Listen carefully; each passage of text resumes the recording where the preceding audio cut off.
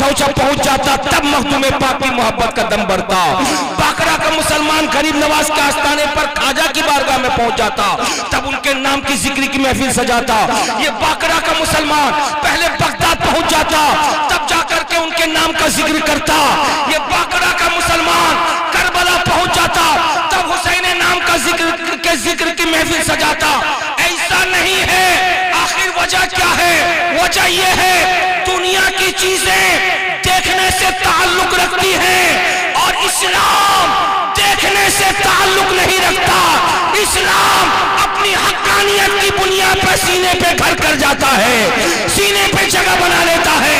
मुस्तफा मक्के में इस्लाम लेकर आए, मक्के से मदीना मुस्तफा गए, मगर वो इस्लाम मक्के से निकला था, मदीनतुल मुनव्वरा पहुंचा था, मदीने से निकला था, करबला मुअल्ला पहुंचा था, करबला से निकला था, बगदाद मुअल्ला तक पहुंचा था, बगदाद से निकला था, अजमेर पाक तक पहुंचा था, अजमेर से निकला था, बरेली शरीफ तक पहुंचा था, बरेली शरीफ से निकला था, धामनगर पहुंचा था, धामनगर से निकला था, बंगाल आया था, हमारे और आपके घर में पहुंच गया था।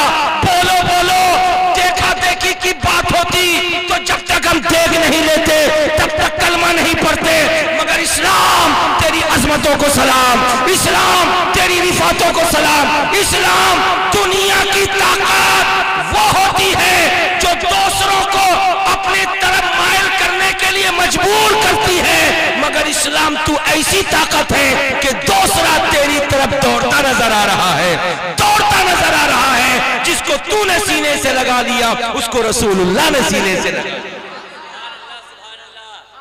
प्यार से बोलो सुभान अल्लाह। इसलिए कभी ये मत कहिएगा कि दुनिया की चीजों की तरह इस्लाम भी है। अरे बोलो ना जी, दुनिया की चीजों की तरह इस्लाम भी है। इस्लाम एक आफाकी मजहब है और ख्वाजा गरीब नवाज उस इस्लाम के नकीब हैं, गौसे आजम उस इस्लाम के नकीब हैं, आला हजरत मखदूम पाक उस इस्लाम के नकीब हैं।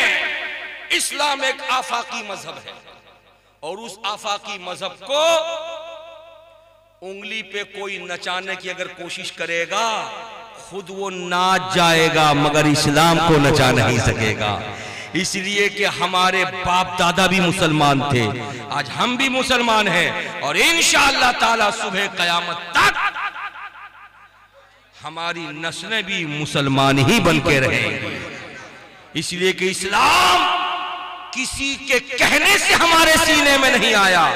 इस्लाम वो आफाकी मजहब है जो बर्तन खुला रहता है पानी उसी में जम जाता है।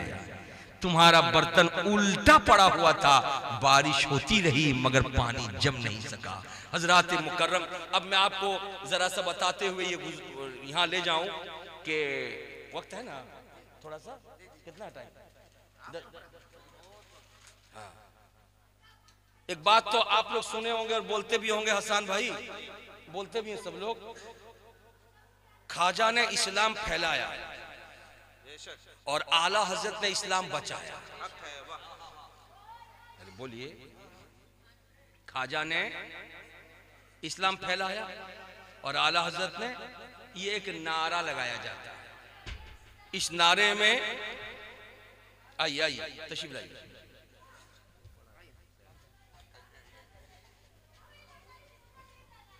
इस नारे में सदाकत है। अरे बोलो भाई, इस नारे में बोलिए, बोलिए, इस नारे में सदाकत है। हजरात, आपका घर कहां बाबू? बाकड़ा पश्चिम पड़ा। अब्बू हैं आपके?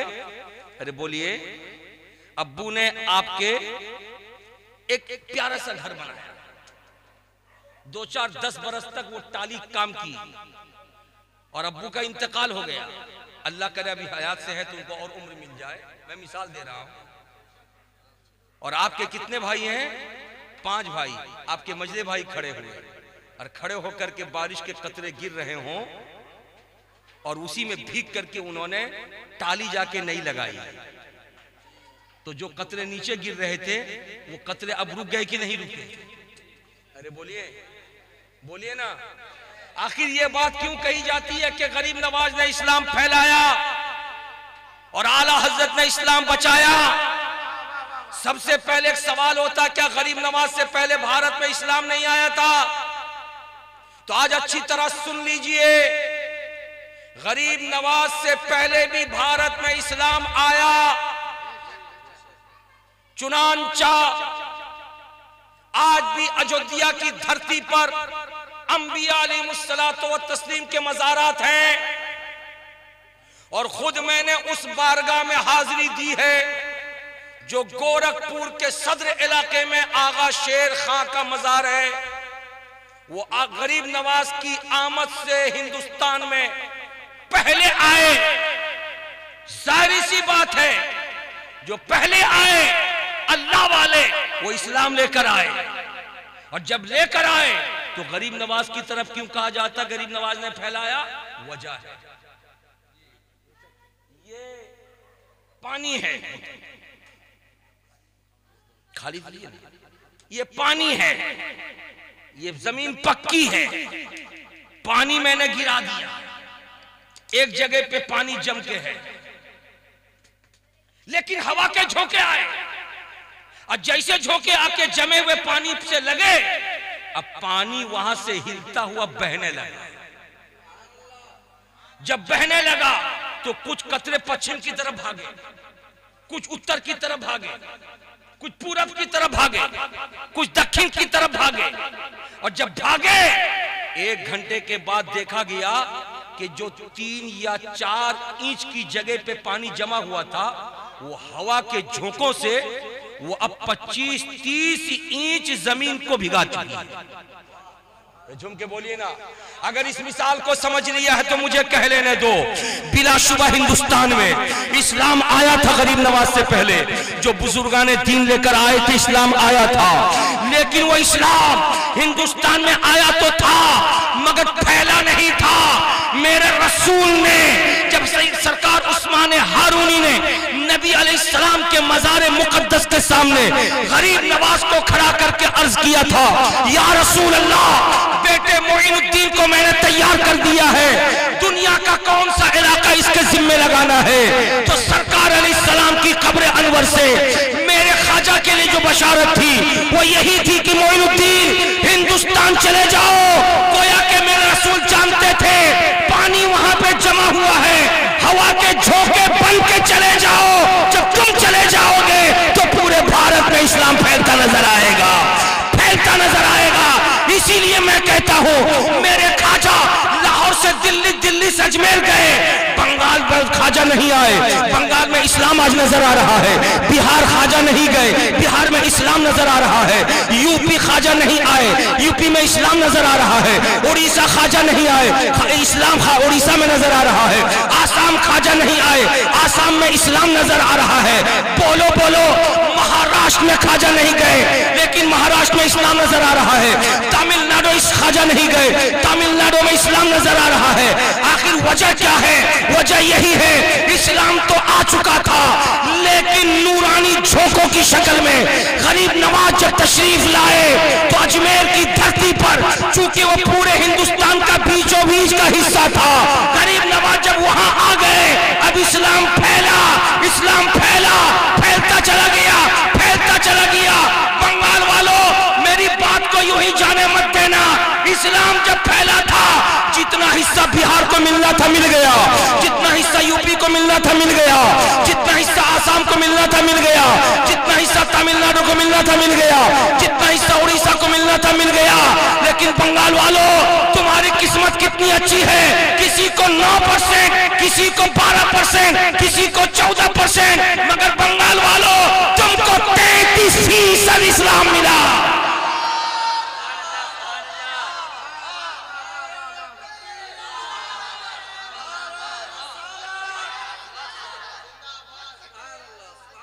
मैं इस बात से मुसलमान की तादाद बता रहा हूं, वरना पक्के मुसलमान तो बिहार के भी हैं, पक्के मुसलमान तो यूपी के भी हैं, पक्के मुसलमान तो महाराष्ट्र के भी हैं। मैं इस्लाम के ताल्लुक से यह कह करके तादाद मुसलमानों की बताना चाह रहा हूं कि कहीं 12% मुसलमान, कहीं 10% मुसलमान, कहीं 11% मुसलमान, कहीं 7% मुसलमान, लेकिन बंगाल में, अरे बोलिए ना जी, प्यार से बोलो, कितने परसेंट, कितने परसेंट?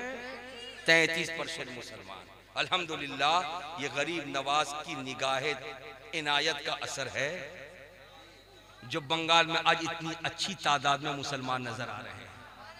अब इन मुसलमानों की दो क्वालिटी हो गई, मुसलमानों की, बोलो ना जी, मुसलमानों की दो क्वालिटी, एक अपनों की, एक बेगानों की, एक अपनों की, एक बेगानों की। तो बेगाने और अपने कब समझे जाते हैं? जब चिराग जलता है तो देखते हैं किसकी आंख बंद है और किसकी आंख खुली है। चिराग तो हर एक को रोशनी देने के लिए आया, जिसने आंख बंद कर लिया ये उसका अपना कसूर है, और जिसने आंख खोल के रखा उसकी किस्मत का हिस्सा है। तो बंगाल में 33% तो मुसलमान जरूर हैं, लेकिन अक्सरों बेशतर बंगला जबान वाले, बंगला जबान वाले, मैं सबके बारे में नहीं कह रहा हूं, बंगला जबान में अक्सरों बेशतर, सारे बंगला जबान वाले नहीं, अक्सरों बेशतर जो दीन इस्लाम और मजहब इस्लाम को छोड़ करके ऐसा रास्ता इख्तियार किए हैं कि जिनको देखने के बाद आज सोचना पड़ता है कि ये कैसे मुसलमान है।